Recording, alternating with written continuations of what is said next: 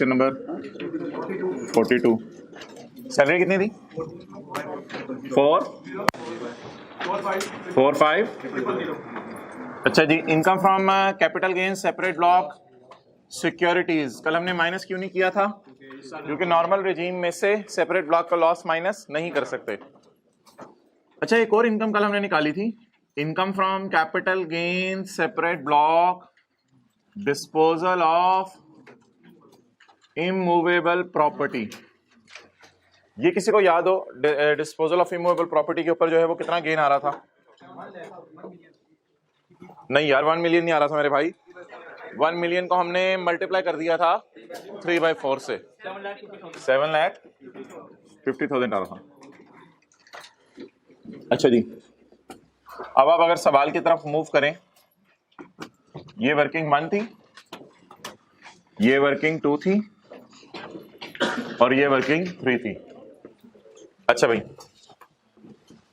अब हम देखते हैं हमारे सवाल में आगे इनकम कौन सी आ रही है।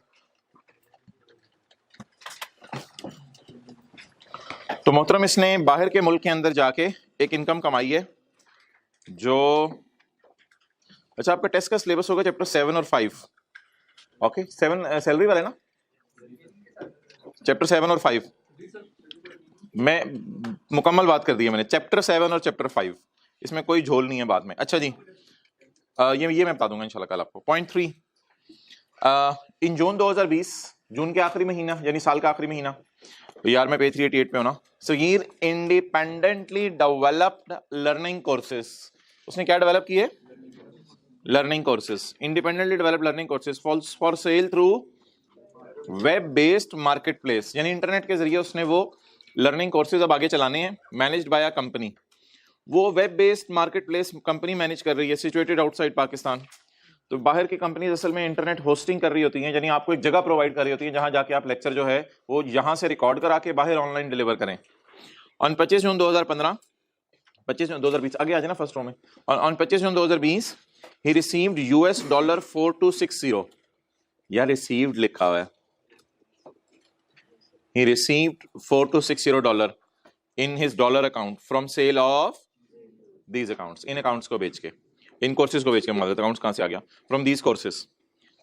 Tax at 8% was deducted from the receipt. What is receipt? 4260। मुझे बताएं, ये रिसीव का लफ्ज लिखा हुआ है, तो ये फिगर कट कटा के होगी या ये ग्रॉस होगी? कट कटा के, बड़ा मजा आता है बोलने में। बोलें ये फिगर क्या होगी, ग्रॉस होगी या कट कटा के होगी? कट कटा के होगी। Was deducted from the receipt as per the income tax laws of a foreign country.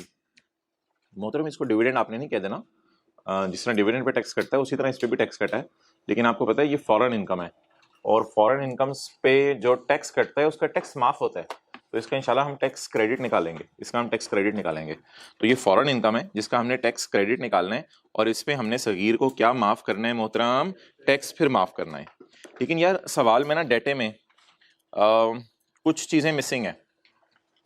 Foreign income जो बाहर के मुल्क में कमाई, इसको आप बिजनेस भी कह सकते हैं, इसे आप अदर सोर्स भी कह सकते हैं। बस इंडिपेंडेंट जो चीज बंदा कर रहा हो ना उसको सैलरी नहीं कहना कभी।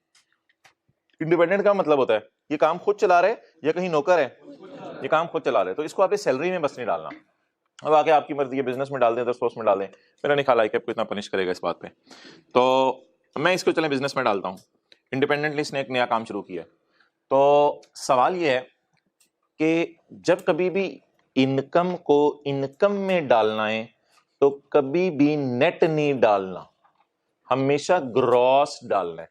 लास्ट क्वेश्चन में हमने डिविडेंड को ना असल में इनकम में डाला नहीं था, डायरेक्ट उस पर टैक्स निकाला था क्योंकि वो फाइनल टैक्स इनकम थी।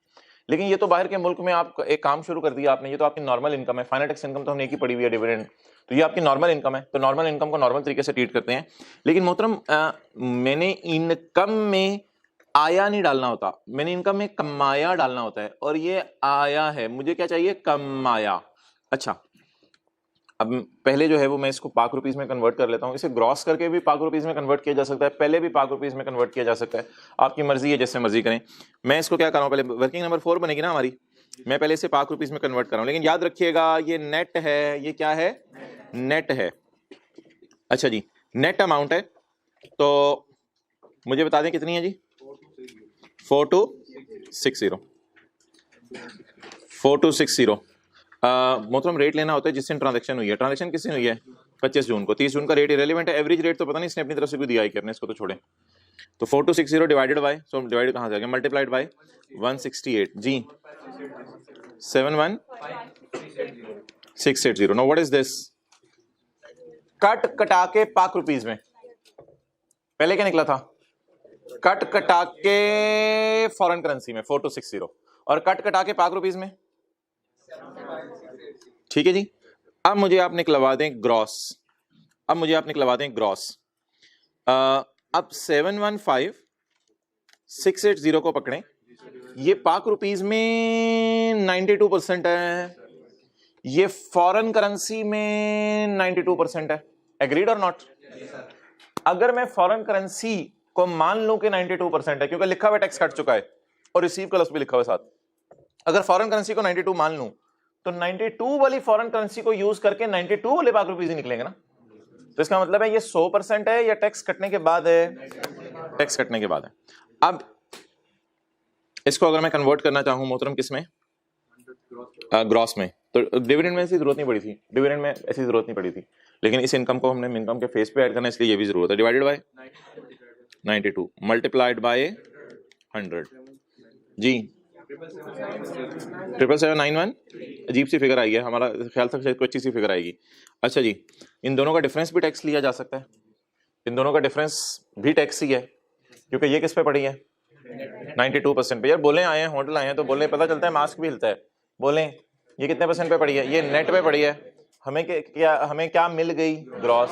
अब इन दोनों का डिफरेंस भी टैक्स हो सकता है, वो करके देख लें, या फिर इस पे 8% लगाएं, इस पे खुदा के लिए 8% लगा दीजिएगा, या फिर इस पे 8% लगाएं, क्योंकि ये 100% पे अब आ गई है ना। तो टैक्स दोनों तरह की जवाब आ रहा है, देखा किसी ने? एक ही आ रहा है ना। 777,193 इंटू 8%,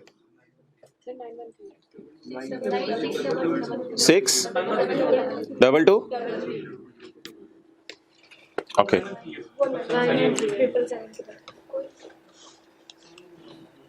चलें जी, इट्स ओवर नाउ। अब जो फिगर्स हमारी यूज होनी है ना यार, वो सिर्फ दो होनी है। ये जो कट कटा के इनकम है ना, इसका कुछ करना नहीं होता, ये सिर्फ हमें देता है ताकि हम कट कटा के ग्रॉस पे चले जाएं, कट कटा के वाली फिगर से ग्रॉस पे चले जाएं, इसका हमने और कुछ नहीं करना होता। अब ना ये इनकम है और ये टैक्स है, और ये दोनों फिगर्स अब कैसी बन गई हैं? ये दोनों फिगर्स मोहतरम आप बन गई हैं। जरा 1 मिनट के लिए अगर आप नोट कर रहे हैं तो पॉज पे अगर जाएं आप तो किधर है यार टैक्स क्रेडिट्स का चैप्टर? टैक्स क्रेडिट्स के चैप्टर में आपको याद होगा कि हमने पेज नंबर 74 के ऊपर सवाल किया था कैपिटल गेन चाइना और बिजनेस इथोपिया वाला, और हमने कहा था इथोपिया में इसने बिजनेस इनकम कमाई है 5 लाख और इथोपिया की बिजनेस इनकम का टैक्स बन रहा है 40,000, तो 5 लाख पे 40,000 टैक्स था। और आपको याद है किसी को, फिर हमने न्यूमेरिकल को सॉल्व करते हुए बाहर की इनकम को ऐड किया था, और जब टैक्स निकल आया था तो फिर टैक्स माफ किया था, टैक्स माफ किया था। तो बिल्कुल वही काम करना है 100% अब हमने, तो क्योंकि ये वाला सवाल तो हमने क्लास में ऐसा किया हुआ है, तो यही काम करना है हमने। किधर है चैप्टर 19? चलें जी, अब उठाना क्या है? 100% वाली इनकम और उसका टैक्स, लेकिन फिलहाल मुझे टैक्स भी नहीं चाहिए, वर्किंग फोर है हमारी, फिलहाल मुझे टैक्स भी नहीं चाहिए। द रीजन इसके टैक्स तब मुझे चाहिए जब मैंने टैक्स माफ करना होगा, अभी मैंने माफ नहीं करना, तो फिलहाल इनकम उठा ले 777,913 इनकम फ्रॉम बिजनेस। अपने समझने के लिए आगे लिख लेते हैं फॉरेन सोर्स इनकम जी। कितनी आ गई? 777,913।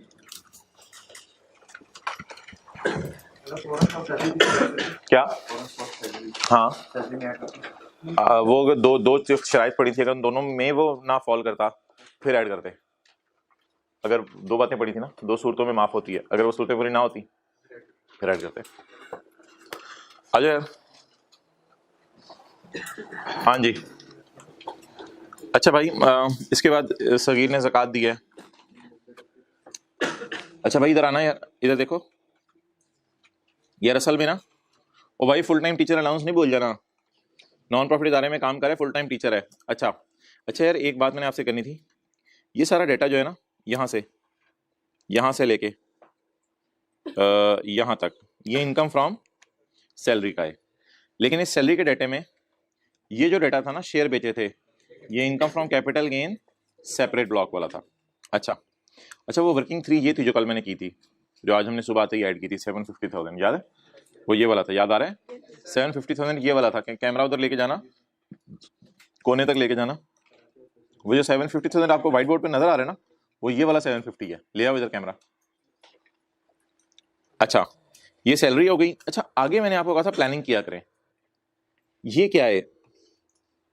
ये क्या है? इनकम फ्रॉम, लिखे ना साथ साथ, इनकम फ्रॉम कैपिटल गेन। लेकिन ये इमूवेबल प्रॉपर्टी का बेचना है, तो ये कौन सी इनकम है? नॉर्मल रिजीम इनकम है, सेपरेट ब्लॉक है? Separate block.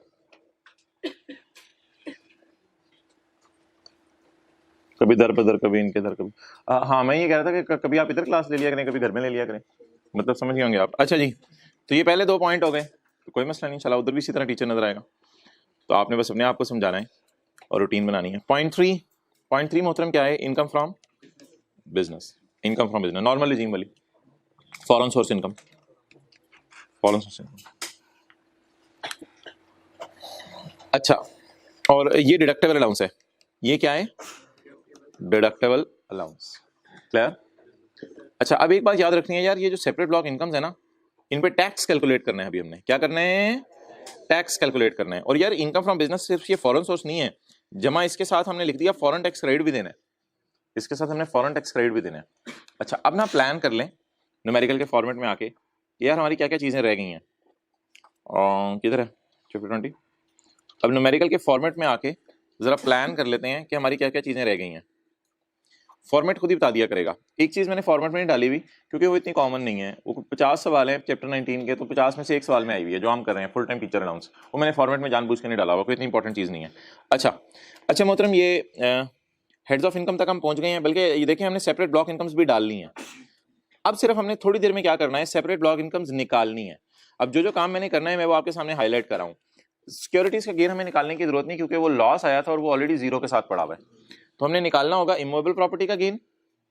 इसके बाद हमने माइनस करनी होगी ज़कात। इंटरेस्ट ऑन हाउस लोन हमारे सवाल में नहीं है, एजुकेशन एक्सपेंसेस हमारे सवाल में नहीं है। इसके बाद हमारी क्या निकल आएगी?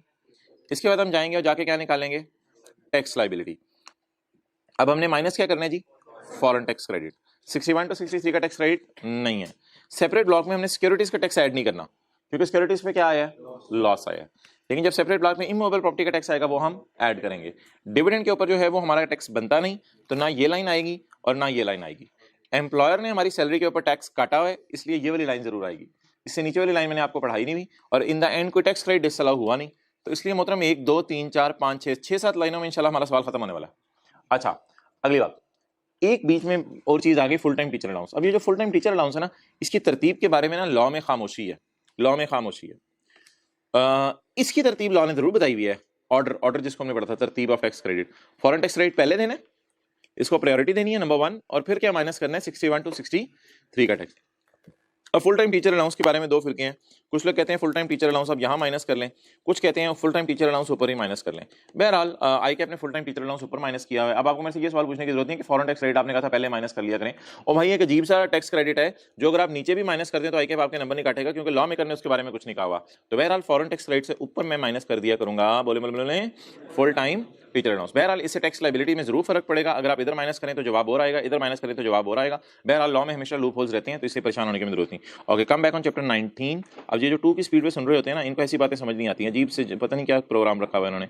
2 की स्पीड पे हद होगी। सीए भी 2 की स्पीड पे कर लो, 6 साल वाला 3 साल में कर लो। ओके, नॉर्मल तरीके से चीज़ों को लेके चलें, हाफड़ा दफड़ा डाला होता है अपने आप को।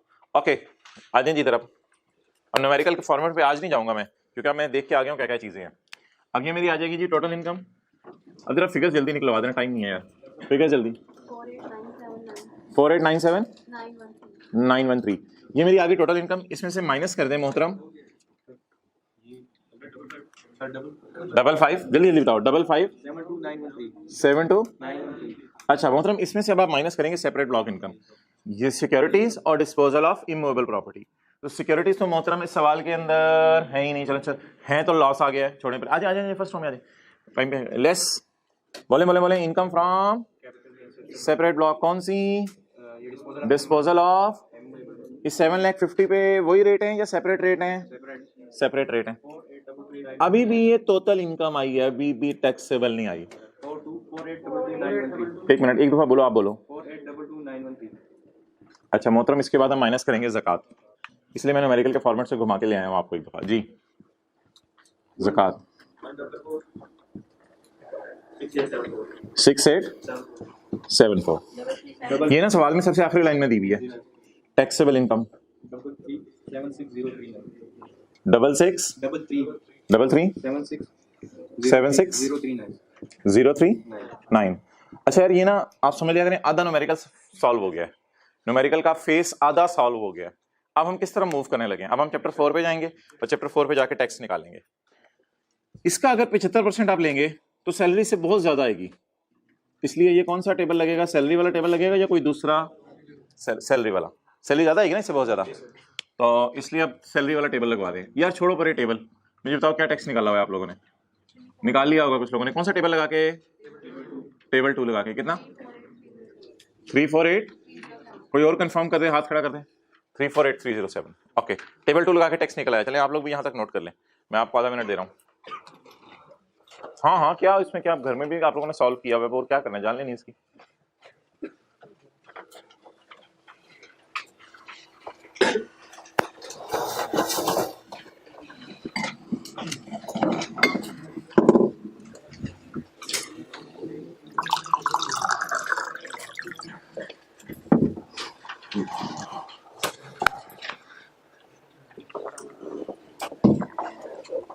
ओके यार, अब ये जो है ना tax credit, full time teacher allowance, मैंने कहा था ये जब टैक्स क्रेडिट आया करेगा ना, आपको टेबल पे 2 दफा जाना पड़ेगा, आपको टेबल में। और इस सैलरी पे असल में हमने कितने % टैक्स माफ करना है? 25%। किसी को याद हो वो फुल टाइम टीचर अलाउंस वाला पेज? तो पेज नंबर बता दें, ऐसी किसी को भूला हो। फुल टाइम टीचर अलाउंस हमने किस चैप्टर में कहाँ पढ़ा था? चैप्टर 6 में पढ़ा था। किस पेज पे? 70 पे। पेज नंबर 70 के ऊपर हमने फुल टाइम टीचर अलाउंस पढ़ा हुआ है। Less full time teacher allowance, abbreviation use नहीं करनी पेपर में, फुल टाइम टीचर अलाउंस। अच्छा, इसमें ना कोई 25% इसका नहीं लगाना होता। इसका इसलिए नहीं लगा सकते, इसमें बाकी इनकम्स भी हैं। मैंने किसका माफ करना है? सैलरी का 25%। तो मोहतरम, जब फुल टाइम टीचर अलाउंस आया करेगा तो टेबल में एक दफा और जाया करेंगे। लेकिन यार एक और बात मैंने कही थी, किसी को याद हो फुल टाइम टीचर अलाउंस निकालने के लिए? नहीं, मैंने ये कहा था कि टैक्सेबल इनकम निकल आई, इस पे आपने निकाल लिया टैक्स। ये तो नॉर्मल वाला टैक्स है ना हमारा। ये निकालते हुए आपने टेबल 1 और 2 के बारे में जरूर सोचना है। 1 और 2 में से मैंने 2 डिसाइड किया, लेकिन इस पे लगाना ही टेबल 2 है। होने बोल रहे हो, पहले बोलना सी। अच्छा जी, टेबल 2 की तरह जी, ओ बोलो।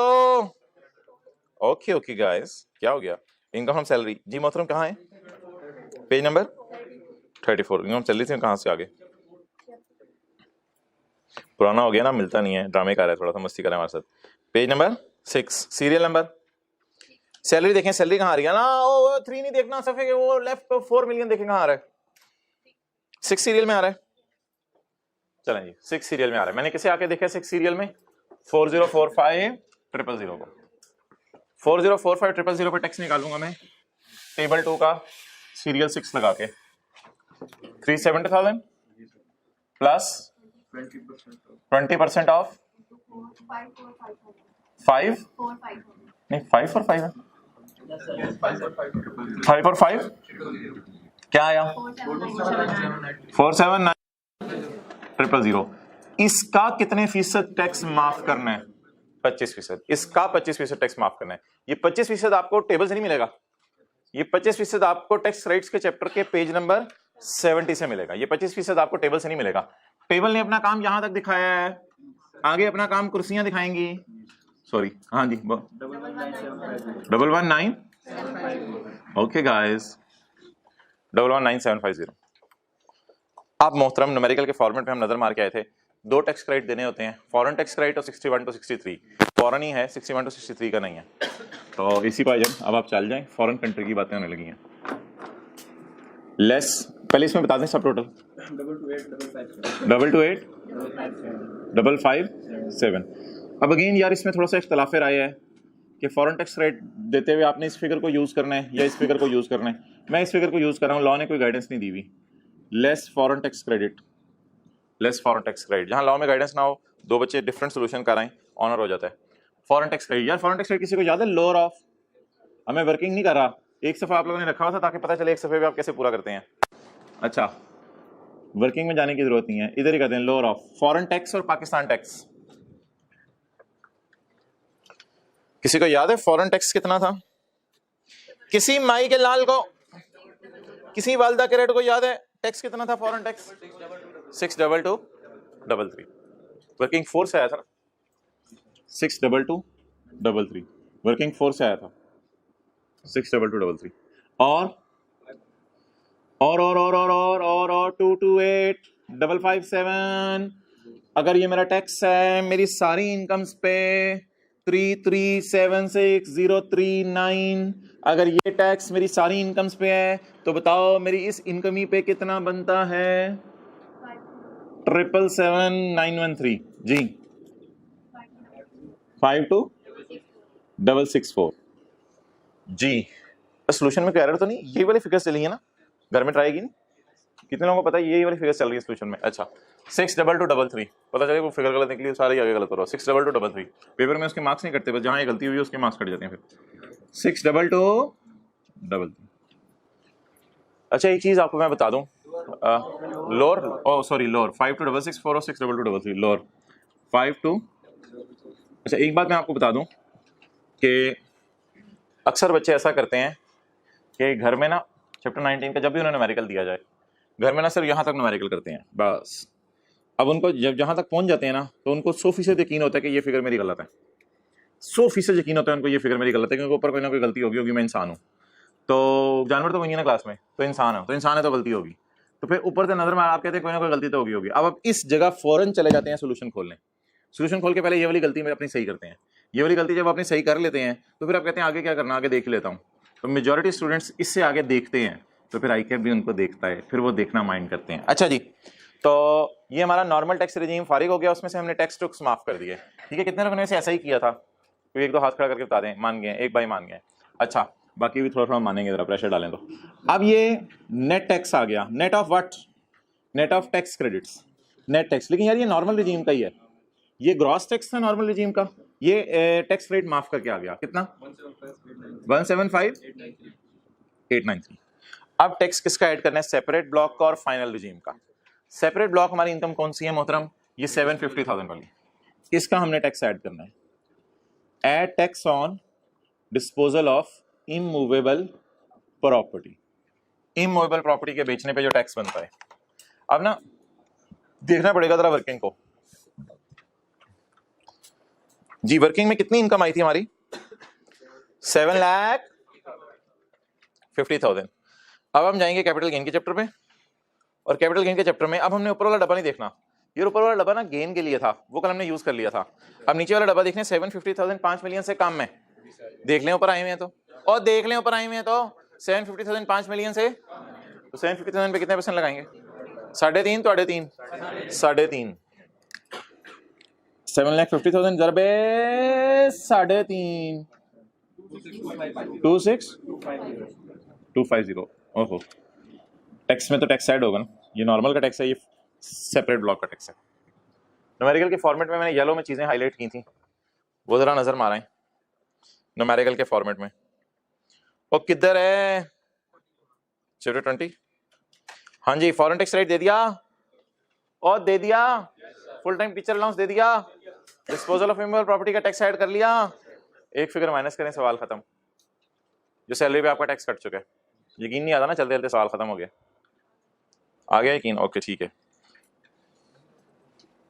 जी। कौन सा चैप्टर है? 19। जल्दी से मूव कराया करें आप लोग, ये हाजिर बाश रख रहे, कहाँ खड़े होते हैं, कहाँ से आए होते हैं, कहाँ जाना होता है, जल्दी जल्दी बताया करें। बता दें जी पॉइंट 4 न्यूमेरिकल का, during the year 1,60,000 was deducted at source, 160,000 was deducted at source. Total इसका हाँ कर देना बेहतर है।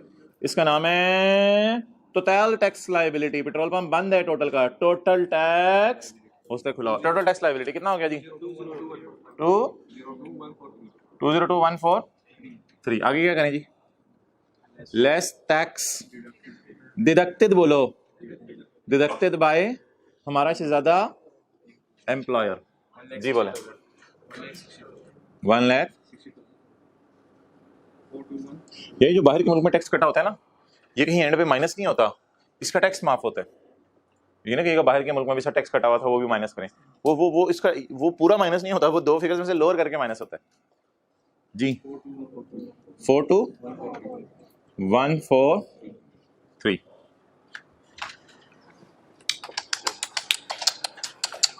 आधा घंटा तो यही सवाल खा गया हमारा, हमारी जिंदगी के कीमती लम्हात। रिक्वायर्ड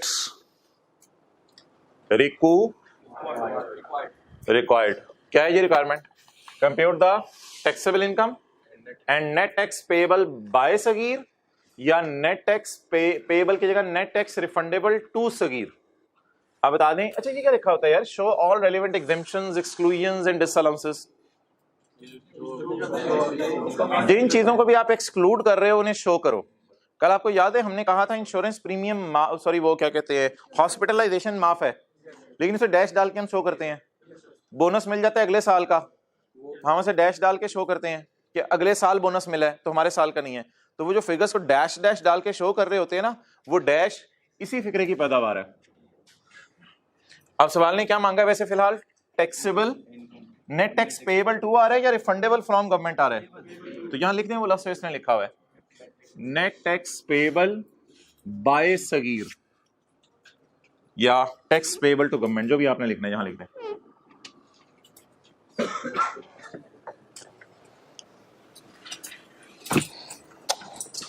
चले रहने दें।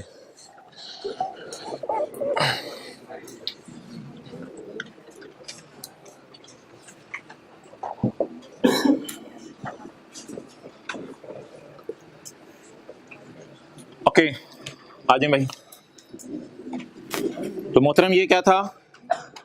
90 और ये क्या था? 100 और ये क्या था? ये हमने किस में कन्वर्ट किया है? परसेंटेजेस में। हमें कैसे पता चला था ये 92 है? रिसीव्ड। रिसीव्ड क्या होता है? ओए कट, क्या फिक्र आपने याद किया? रिसीव्ड का मतलब क्या होता है? कट कटा के। अच्छा मोहतरम, अगर कभी कोई नोट्स आपसे शेयर करने हुए, वैसे नोट्स तो नहीं शेयर करने होते, लेकिन टेस्ट के क्वेश्चन पेपर और सॉल्यूशंस शेयर करने के लिए ना ऑनलाइन वाले भी नोट कर लें, अगर कभी पोर्टल की एक्सेस उनके पास ना हो। ये एक वेबसाइट है, इसका यूज़र नेम नोट कर लें और पासवर्ड। तो यहाँ पे आपके टेस्ट अभी तक जितने हो चुके हैं ना, उनका क्वेश्चन पेपर भी अवेलेबल है और उनके सोल्यूशन भी अवेलेबल है, और अगले टेस्टों के सोल्यूशन और क्वेश्चन भी इंशाल्लाह अवेलेबल होते रहेंगे। लेकिन इसमें कुछ एरर ना कीजिएगा। TAX, इसमें कैपिटल लेटर कोई नहीं है, इसमें T कैपिटल लेटर है, ये AX है, ये डैश है, और ये 1 2 3 4 है। ओके मुझे कभी भी कोई खोल के चेक कर ले एहतियातन, चल रही हैं चीज़ें।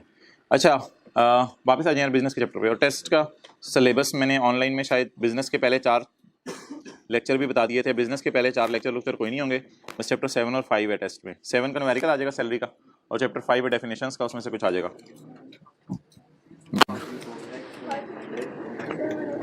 अच्छा यार वो किधर है बिजनेस का चैप्टर? ओए होए आते सेक्शन 21 शुरू होने। अल्लाह अकबर, आ जाए आ जाए जल्दी आ, जिथे दी पेज 127 पे आ जाए जल्दी। डिडक्शंस वो खर्चे जो माइनस करने की इजाजत नहीं है।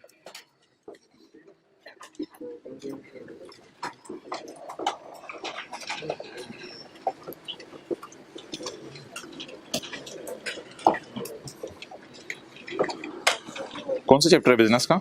किधर चला गया? इधर नजर आ रहा है 8 किसी को?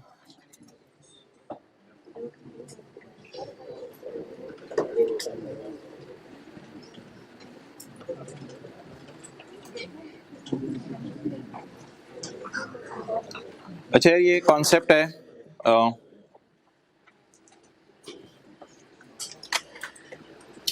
किस पेज के ऊपर है हम? 127।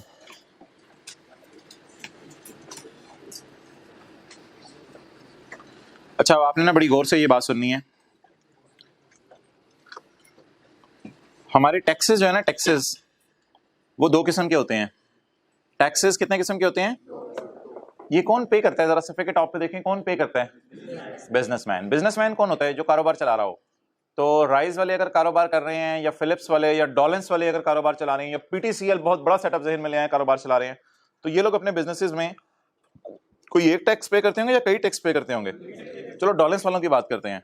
डॉलेंस वाले अपने बिजनेस प्रॉफिट्स पे कौन सा टैक्स पे करते हैं? किसी को पता हो बता दें इस टैक्स का नाम। और किसी को पता है ये जो बिजनेस प्रॉफिट्स के ऊपर आप टैक्स पे करते हैं इसके रेट कहाँ दिए हुए हैं? पेज नंबर कौन सा? टेबल 1 और 2 किस पेज पे? किसी को याद हो? 33 और 30। तो पेज 33 और 34 पे जो टेबल दिया हुआ है वो टेबल किस टैक्स के रेट्स हैं? ये इधर देखें ऊपर आए में, तो वो किस टैक्स के रेट्स हैं? अच्छा, क्या पाकिस्तान में इनकम टैक्स ही है या और टैक्सेस भी हैं? और टैक्सेस भी हैं यार। एक टैक्स होता है प्रॉपर्टी टैक्स। कौन सा टैक्स? Property tax. असल में अगर डॉलेंस वाले किसी देहात के इलाके में जाके फैक्ट्री खोले ना, तो वहां प्रॉपर्टीज पे टैक्स नहीं है।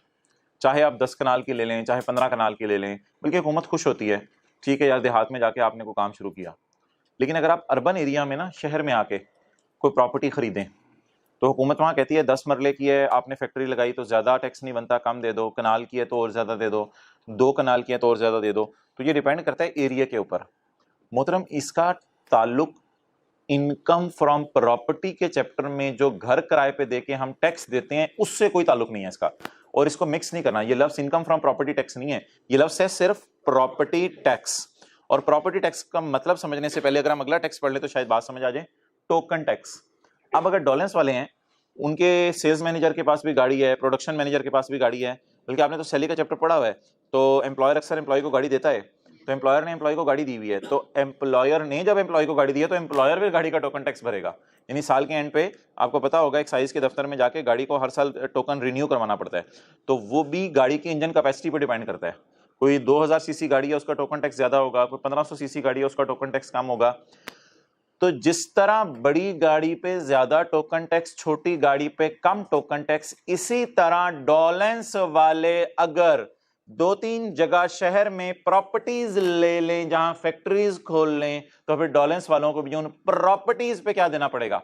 वो किराए पे नहीं दी हुई, किसी को खुद इस्तेमाल कर रहे हैं। ये इनकम फ्रॉम प्रॉपर्टी का टैक्स नहीं है।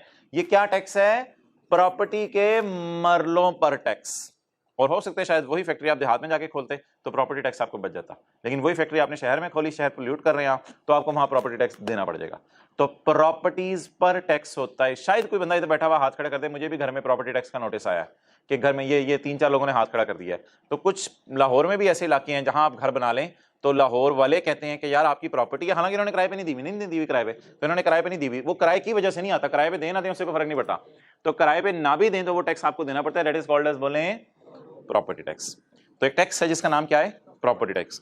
एक और टैक्स है डॉलेंस वालों को पे करना पड़ता है जिसका नाम क्या है? Token tax. और एक और टैक्स डॉलेंस वालों को बीइंग अ बिजनेसमैन पे करना पड़ता है, प्रोफेशनल टैक्स। वो कोई प्रोफेशनल टैक्स होते हैं, कुछ लोगों के ऊपर लगते हैं। वैसे डॉलेंस वालों को ये नहीं पे करना पड़ता, ये कुछ प्रोफेशनल ऑर्गेनाइजेशंस को पे करना पड़ता है। बहरहाल ये तो एक लामतनाही स्टोरी है, सारी बातें अपनी जगह। ये वाली जो डैश डैश डैश है ना, ये सबसे इंपॉर्टेंट है कि ये 3 मिसालें नहीं है, ये ना खत्म होने वाली मिसालें हैं। अब टैक्सेस की बन गई 2 कैटेगरीज। नंबर 1 कौन सा टैक्स?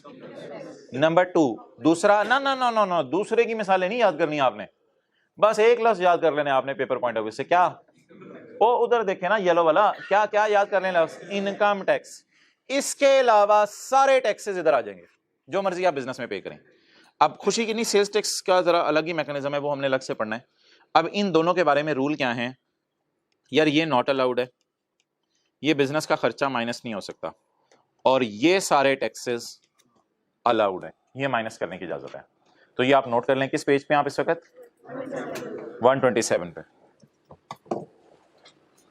और बहुत अच्छी बात है, आप में से कोई 5-6 हज़रात मैंने नोट किए हैं, जल्दी आना शुरू हो गए हैं। कीप इट अप भाई, आपका अपना ही फायदा है।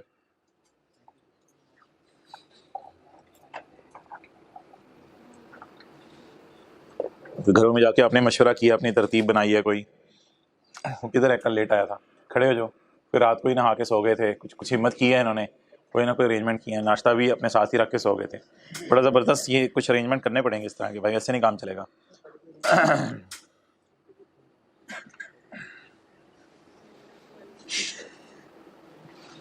Okay over. तो सर कौन सा टैक्स माइनस करने की इजाजत नहीं है? Income tax. और यार असल में इनकम टैक्स माइनस करने की कोई तुक भी नहीं बनती ना। जरा देखें इधर, एक मिनट देखें इधर सारे। अब मैं इधर निकाल रहा हूं पाकिस्तान की इनकम फ्रॉम बिजनेस। देखें इधर, मैं इधर इनकम फ्रॉम बिजनेस निकाल रहा हूं। इधर देखें तुक देखें, तुक और तुक। अब मैं इधर इनकम फ्रॉम बिजनेस निकाल रहा हूं। मैं सेल में से कॉस्ट ऑफ सेल माइनस करूं। आपको पता है ना ये रिडक्शंस होती हैं, ये रिडक्टेबल अलाउंसेस होते हैं। मैं सेल में से कॉस्ट ऑफ सेल माइनस करूं, इट मेक्स सेंस। सेल में से रिपेयर माइनस करूं, it makes sense. Insurance minus करूं, it makes sense. Token tax minus करूं, it makes sense. Token tax minus करूं, साथ ही मैं प्रॉपर्टी टैक्स माइनस करूं, इसकी सेंस लगती है। लेकिन इधर मैं इनकम टैक्स माइनस करूं जो अभी निकला ही नहीं, तो ये क्या बात हुई?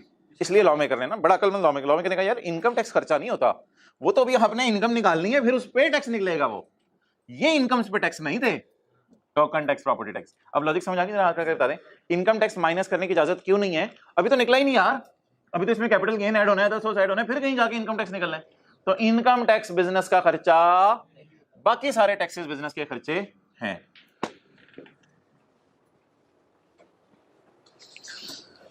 लॉजिक डिस्कस करना वैसे मकसूद नहीं था, मतलूब था शायद। चले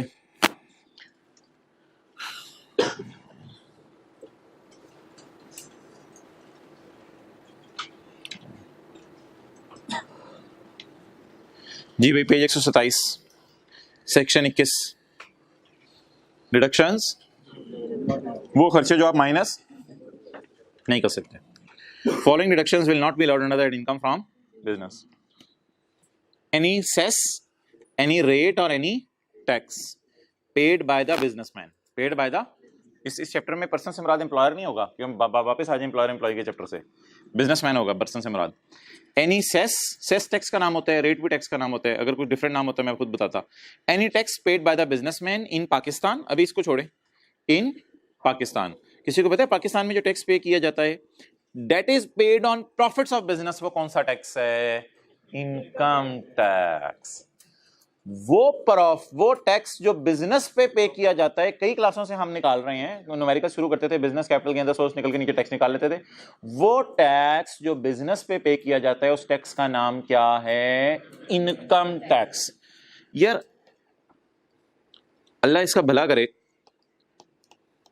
इस सारे की जगह इसको लिखना चाहिए था इनकम टैक्स, बस वो काफी था।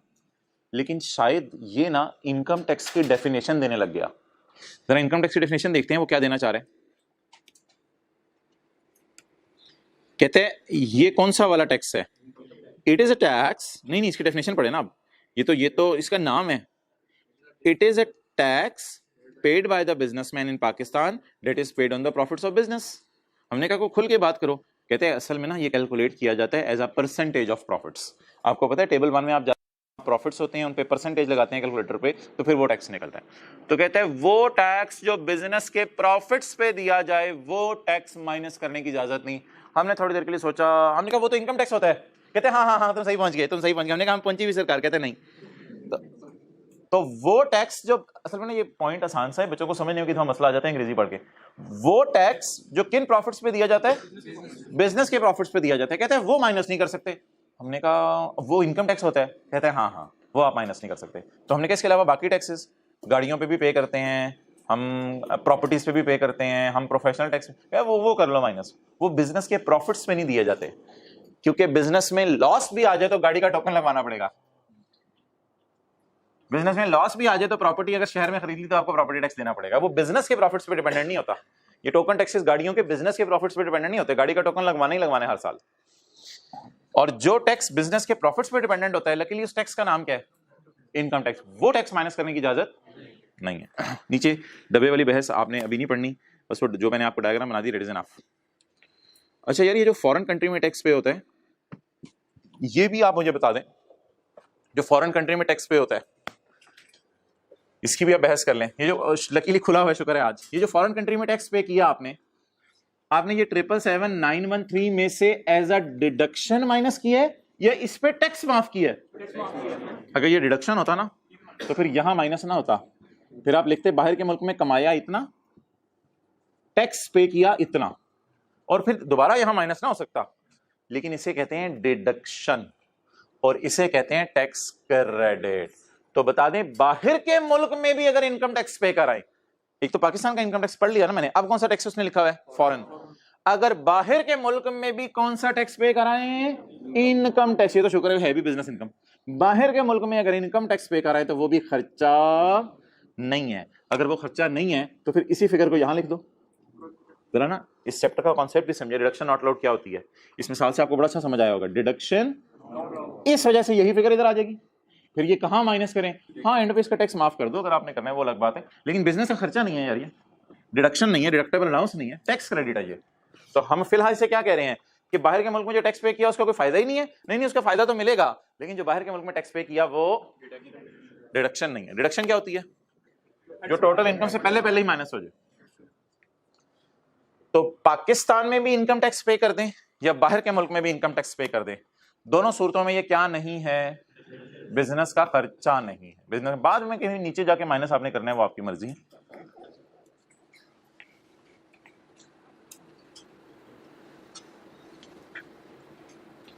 यार ये बी काट दें, BCA फाइनल के लेवल की चीजें बी काट दें। हाँ जी पूरा। अच्छा यार ये ना मजा नहीं आता, ये सी जो है ना, सी और अगले सफ़े पे CA, ये थोड़ा सा ज़रा फ्रेश माइंड मांगते हैं। तो ये इंशाल्लाह ना हम कल की क्लास में आते ही करेंगे। तो भी जो आसान से हैं डिडक्शंस नॉट अलाउड, वो मैं करा दूँ आपको। पेज नंबर 129 पे आ जाएं, बस एक सफ़ा आगे आ जाएं। एंटरटेनमेंट, तो एंटरटेनमेंट मोहतरम खर्चा अलाउड है। हमने समझा था नॉट अलाउड की लिस्ट में आ रहा है, लेकिन वो कहते हैं एंटरटेनमेंट बिजनेस का नॉर्मल खर्चे माइनस करने की इजाज़त है। लेकिन अगर आप लिमिट्स क्रॉस कर जाए ना तो फिर नॉट अलाउड है। Entertainment expenditure exceeding the limits, जो कहते हैं मैं बता दूं, लिमिट्स भी कहते हैं मैं प्रेस्क्राइब करूंगा। अब बच्चे ये समझते हैं कि ये नॉट अलाउड एंटरटेनमेंट है। ये नॉट अलाउड एंटरटेनमेंट नहीं है, ये लिमिट्स बताई गई हैं, ये अलाउड एंटरटेनमेंट की मिसालें हैं। लेकिन अगर इन लिमिट्स को आप क्रॉस कर जाएं तो नॉट अलाउड है। तो बता दें ये डिडक्शंस नॉट अलाउड के चैप्टर में चलते चलते अनलकीली डिडक्शंस अलाउड आ गई। ये एंटरटेनमेंट माइनस करने की इजाजत है। कौन कौन सी एंटरटेनमेंट बता दें जी। A deduction for entertainment expenditure shall be if the expenditure is incurred wholly and exclusively for the purpose of business। मिसालें बताएं जी एंटरटेनमेंट की। मैं नीचे से शुरू करता हूँ। incurred at opening of branches, क्या मतलब, नई ब्रांच के दफ्तर ने खोल ली तो गुब्बारे वगैरह लगा दिए, खाना खिला दिया, खर्चा माइनस करने की इजाजत है। Next, incurred at meeting of shareholders, agents, directors और एम्प्लॉइज की मीटिंग होती है। ओ भाई उठ जाए, आए हुए हैं, तो डायरेक्टर्स की एम्प्लॉइज की मीटिंग होती है, उस पर जो खर्चे होते हैं, ये अलाउड है नॉट अलाउड, अलाउड। आगे पढ़ें। incurred on entertainment of customers at business premises, business premises में कस्टमर आए हुए हैं, उनको चाय पानी पूछ लिया, खाना खिला दिया। ये आवाज आ रही है, अच्छा तो ये अलाउड है। incurred in पाकिस्तान में आप खर्चा करें ऑन एंटरटेनमेंट ऑफ बाहर के कस्टमर एंड बाहर के supplier. incurred in Pakistan on entertainment of बाहर के कस्टमर। पाकिस्तान में जॉन आ सकते हैं आपकी चीज खरीदने, आ सकते हैं, आते रहते हैं, ये जॉन शॉन लारा शारा सारे आते रहते हैं। और फॉरेन कस्टमर भी आ सकते हैं और फॉरेन सप्लायर भी आ सकते हैं। आया कहां हुआ है, पत्तोकी में, पाकिस्तान में। क्लियर। इनकर्ड आउटसाइड पाकिस्तान, अच्छा कई दफा ऐसा होता है वो लोग नहीं आ रहे होते तो आप जॉन को कहते हैं oh John I am coming America, और आप अगले दिन उधर होते हैं, तो जो JOHN। अच्छा तो इनकर्ड आउटसाइड, आगे जी लोग हैं, incurred outside Pakistan, incurred outside Pakistan, आप लारा से मिलने बाहर के मुल्क चले गए, incurred outside Pakistan on entertainment for. और वो इतने कंजूस लोग थे कि उन्होंने कहा चले आप हमें दावत दें, तो आप उनको लेके चले गए बाहर के होटल में दावत देने, तो आपने वहां पे खर्चा किया बेचारों ने। Incurred outside Pakistan on entertainment for business transaction. अगली बात नहीं यार, ये व्हाट्सएप ग्रुप्स में आपने बार बार नहीं पूछनी, एक ही दफा मैं बता रहा हूं और वो काफी है, बस इससे ज्यादा कोई बहस की जरूरत नहीं है। और where expenditure is allocated as head office expenditure. तो कई दफा ऐसा होता है कोक का हेड ऑफिस बाहर के मुल्क है, तो कोक ना बहुत बड़ा कोई एंटरटेनमेंट का इवेंट करता है, तो वो जो इतना बड़ा एंटरटेनमेंट का इवेंट होता है ना, तो पाकिस्तान को कहता है थोड़े से पैसे तुम इसमें डालो, बांग्लादेश को कहते हैं थोड़े से पैसे तुम डालो, अफगानिस्तान वालों को कहते हैं थोड़े से पैसे तुम डालो। इसी तरह पूरे दुनिया के मुल्कों से थोड़े थोड़े पैसे लेके, अपनी ब्रांचेस से कोक की तो अपनी ब्रांचेस से पैसे लेके डलवा देता है। तो अब बता दें ये खर्चा करता कौन है और ट्रांसफर किस पे कर देता है, हेड ऑफिस ये खर्चा करेगा और ट्रांसफर किस पे कर देगा। जैसे घर में शादी हो रही है, वो भी पैसे डाल रहे हैं, बेटा भी पैसे डाल रहा है, कोई बहन नौकरी करी वो भी पैसे डाल रही है, तो इसी तरह खर्चा हेड ऑफिस कर रहा है और ब्रांचेस मिलके उसको कंट्रीब्यूट कर रही हैं, तो ये ब्रांचेस के लिए नॉर्मल खर्चा, कोई मसला नहीं। लफ्ज पढ़ लें जरा भूल ना जाए, एलोकेटेड एज, किया किसने खर्चा? हेड ऑफिस ने। बाद में एलोकेट करके, तकसीम करके, तोड़ के थोड़ा सा हिस्सा हमें भरने को कह दिया, तो हमारे लिए वो नॉर्मल खर्चा है ब्रांच के लिए। अच्छा, बस ये सादा सी बातें थी, आप एक 2-3 मिनट घर में लगाएंगे, याद हो जाएंगी। Point 2, a reduction will be allowed where खर्चा is incurred on persons related directly to. जाहिर बात है, ऐसा तो ना हो कि ओनर अपने घर का फंक्शन बिजनेस में लाके कर रहा हो। ये खर्चा सिर्फ कब अलाउ होगा? जब किन लोगों पे खर्चा किया जाए, किन लोगों पे खर्चा किया जाए? Related directly to business. Next, in this rule entertainment means, कहते हैं आपको क्या पता एंटरटेनमेंट का क्या मतलब है, और आपने वैसे ही 6 साल के लिए तौबा कर ली हुई एंटरटेनमेंट से। इन दिस रूल एंटरटेनमेंट मींस खाना खुना खिलाना, चाय बोतल पानी, रिफ्रेशमेंट एंड रीजनेबल रहने की सहूलत देना। जाहिर बात है, बाहर के मुल्क से कोई आया होगा तो उसे रीजनेबल रहने की सहूलत तो दोगे ना, ये तो नहीं कहोगे चादर ले लो फुटपाथ है बाहर, अच्छा जरूरत पड़ी तकिया भी ले लेना। And reasonable layer facilities in accordance with the traditions and norms of business in Pakistan. Pakistan की ट्रेडिशंस और नॉर्म्स को सामने रखते हुए एक मुनासिब आपने उसको सर्विस देनी है जिससे वो खुश होकर जरा जाए। तो this all falls under the definition of entertainment.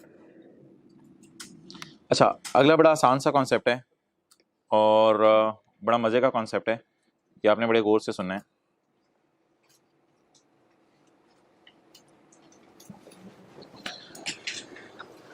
ये क्या लिखा हुआ है? प्रोविडेंट फंड, ग्रेचुटी फंड, और ये जो बास्केट्स होती हैं ये एम्प्लॉयर ने किसके लिए बनाई होती हैं? एम्प्लॉय के लिए। इनको ये बातें आपको इसलिए आसान लगेंगी, सैलरी के चैप्टर में पढ़ी हैं। सैलरी के चैप्टर में ये एम्प्लॉय के लिए क्या थी? इनकम। सैलरी के चैप्टर में एम्प्लॉय के लिए क्या थी? उसे पेंशन मिल रही होती थी रिटायरमेंट के टाइम, उसे प्रोविडेंट फंड के पैसे मिल रहे होते थे। तो सैलरी के चैप्टर में एम्प्लॉय के लिए ये क्या थी? और बिजनेस के चैप्टर में एम्प्लॉय के लिए ये क्या है? खर्चा। बिजनेस के चैप्टर में एम्प्लॉयर के लिए क्या है? ये खर्चा। और एम्प्लॉय सैलरी के चैप्टर में एम्प्लॉय के लिए क्या थी? तो प्रोविडेंट फंड आपको पता है रिकॉग्नाइज्ड भी हमने पढ़ा था, और गवर्नमेंट वाले का इसने जिक्र नहीं किया, यहाँ छोड़े, वो रिकॉग्नाइज भी पढ़ा था और अनरिकॉग्नाइज भी पढ़ा था। ओके,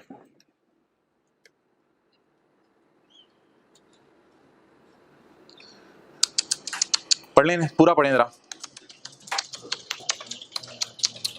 ये आवाज आ रही होगी इसमें, जरा कान लगा के सुनो, रिकॉर्डिंग में आ रही है?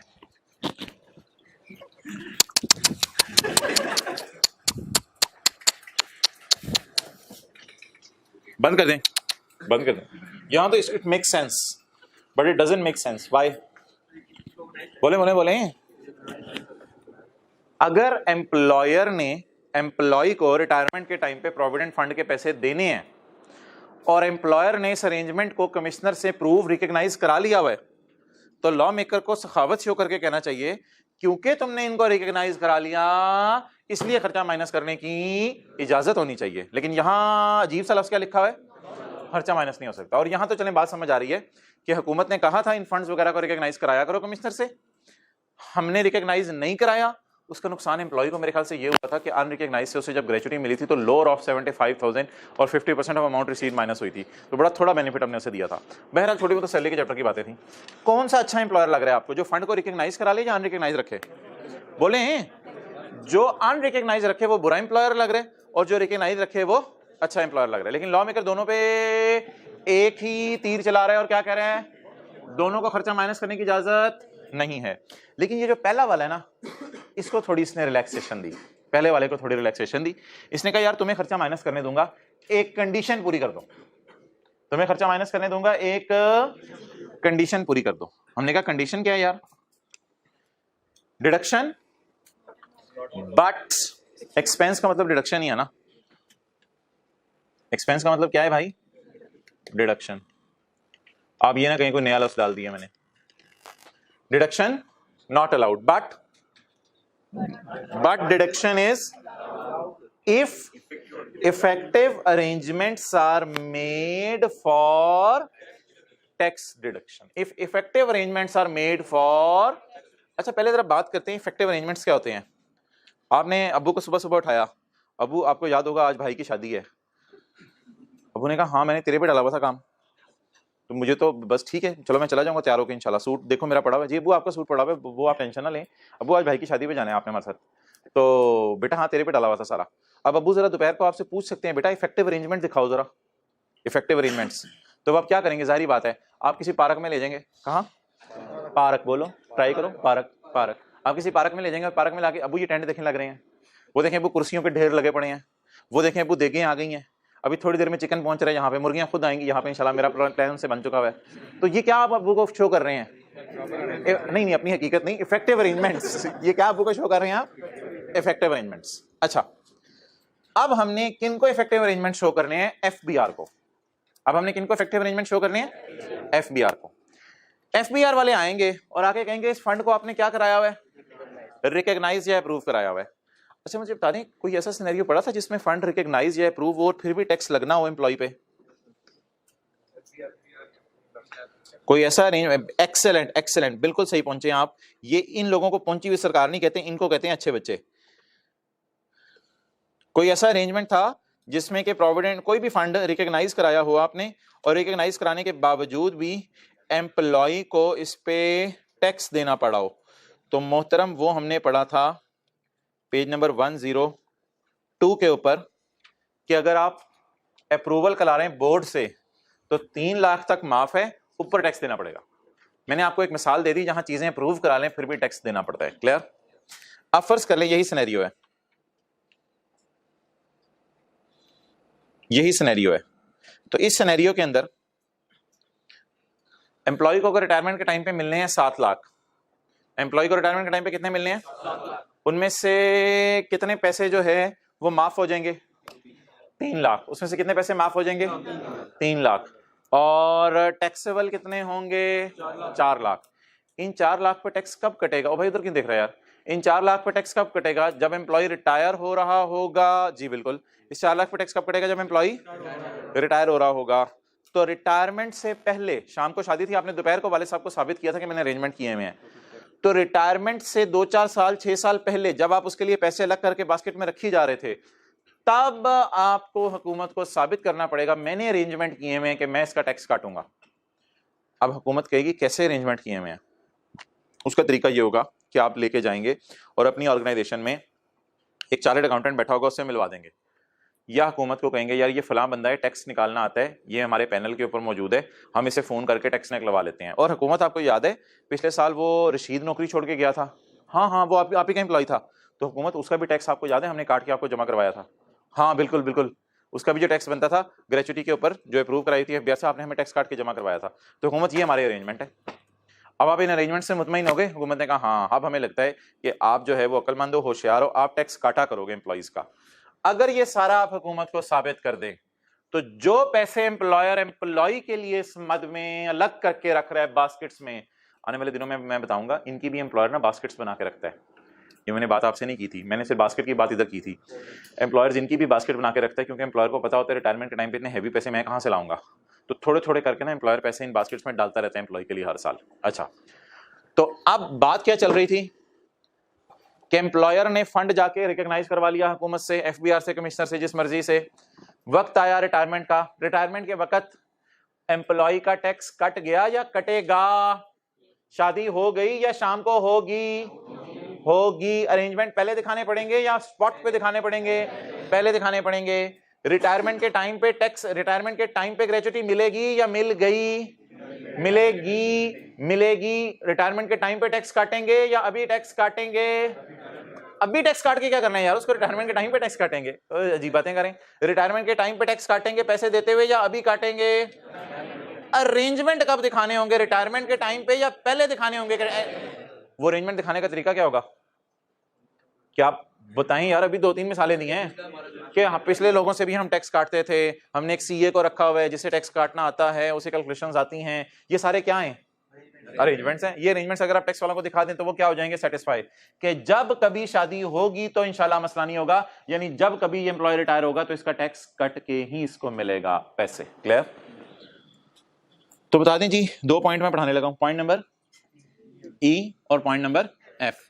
ई में क्या लिखा होगा जी? अगर एम्प्लॉयर तुम फंड रिकॉग्नाइज ना कराओ, फिर तुम अरेंजमेंट कर भी लो, हमारी तरफ से कोई फर्क नहीं पड़ता, खर्चा बाय डिफॉल्ट नॉट अलाउड है। और इस साइड पे आ जाए, बोले इधर भी खर्चा नॉट अलाउड है, लेकिन अगर इफेक्टिव अरेंजमेंट हमें दिखा दो तो हम खर्चा क्या करने देंगे? माइनस करने देंगे। 1 मिनट से ज्यादा ना लगाइएगा नोट करने। ये पॉइंट ई और एफ है। पेज नंबर कौन से? 129।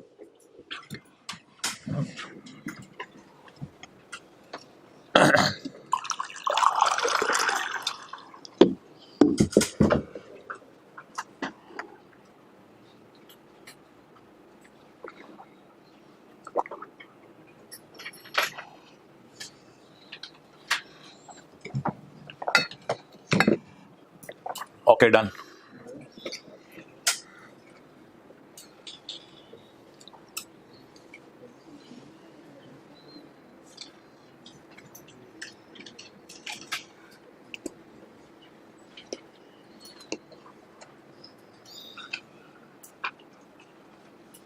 Allowed if effective arrangements are made for tax reduction. Clear? थोड़ा बोल्ड किया बस, आप भी बोल्ड है ना, ज्यादा भी ना बोल्ड हुआ करें. ओके, और ना ना ना अब नहीं, क्लास के एंड पे मैं दिखा दूंगा फिर. ओहो, सैलरी के चैप्टर पे दिल लगा है मेरा. इनकम फ्रॉम बिजनेस पढ़ें जी यार, ऊपर से मिला के पढ़ें. देखें सारे ऊपर से आए हुए हैं ना, ऊपर से मिला के पढ़ें. पेज 127. फॉलोइंग डिडक्शंस वेल, ये खर्चे माइनस करने की इजाजत नहीं है. एनी कंट्रीब्यूशन, उसे पैसे दे दिए हैं या अभी उसके लिए अलग रखे जा रहे हैं? तो बता दें, अलग रखे जा रहे हैं. ये बात तो आपसे की थी पहले भी. उसके लिए पैसे अलग रखे जा रहे हैं. किसने अलग रखे हैं? Made by businessman. किसने पैसे अलग रखे हैं उसके लिए? पर्सन से मुराद बिजनेसमैन है ना चैप्टर में. Any contribution made by businessman to a basket, उसके लिए एक बास्केट बना के रखी हुई है, उसमें एम्प्लॉयर पैसे डाल रहा है. लेकिन ये बास्केट क्या है? Not a recognised provident fund, not approved pension fund. Superannuation fund भी अनअप्रूव्ड होता है कभी. Not approved gratuity fund. समझ आ गई बात? तो अगर अनअप्रूव्ड है तो सिरे से ऊपर से मिला के पढ़े. Following deductions will not be allowed. और following deductions will not be allowed की कैटेगरी में इसने रिकॉग्नाइज को भी डाल दिया. कैसे? Contribution to any provident. यार एनी से यहां मुराद ना, लोग कहते हैं रिकॉग्नाइज्ड है. वजह कि ऊपर वाली बात किसके लिए है? अनरिकॉग्नाइज्ड के लिए. तो फिर नीचे वाली बात किसके लिए है? रिकॉग्नाइज के लिए. तो रिकॉग्नाइज्ड प्रोविडेंट फंड भी क्या बन गया? Not allowed. इतनी सी बात पढ़ के ऊपर से मिला के पढ़ें. फॉलोइंग डिडक्शंस बानी याद हो गया ना. Following deductions will any contribution to any recognised fund, any contribution to any establish for the benefit of, if the employer has not made arrangement. और अगर कर ले तो अलाउड है. लेकिन अगर अरेंजमेंट ना करे, अगर अरेंजमेंट ना करे तो फिर तो जुतियां पड़ेंगी बेटे को शाम को. तो कहां से संभालेगा सारा कुछ? मैंने कहा था मुझे करने थे. तो if businessman has not made arrangements. अच्छा, अरेंजमेंट्स किस चीज के होते हैं जरा ये फिक्रा पढ़ना है आपने. To secure that tax will be deducted. Function will be held in evening. Tax will be deducted. कब कब कब? From any payments made by the fund on retirement. Fund से पैसे कब जाएंगे एम्प्लॉय की जेब में? On retirement. इस फिक्रे को मैं दोबारा पढ़ना चाह रहा हूं आपके सामने ताकि याद करना है आपने घर जाके. Following deductions will not be allowed. क्या जी? Contribution to recognized provident fund, contribution to provident और अदर, सारे आगे इसमें. फिर contribution to recognized provident other fund establish for the benefit of employees. तो ब्रैकेट में ले लेना इसका. क्या तो बेनिफिट एम्प्लॉइज के लिए ही होता है ये, और क्या होता है? If the businessman has not made arrangement. कब नॉट अलाउड होगा? If the businessman has to secure that tax will कटेगा. कब कटेगा? जब रिटायर होगा. Will be deducted from the payments made by the. बहुत अच्छा फिक्र हो. पेमेंट्स टू बी मेड अगर हो जाए तो ये ज्यादा अच्छी इंग्लिश होगी. Payments to be made by the fund. लेकिन फंड ने कब पेमेंट्स करनी है? At the time of retirement. ठीक है जी, ओवर.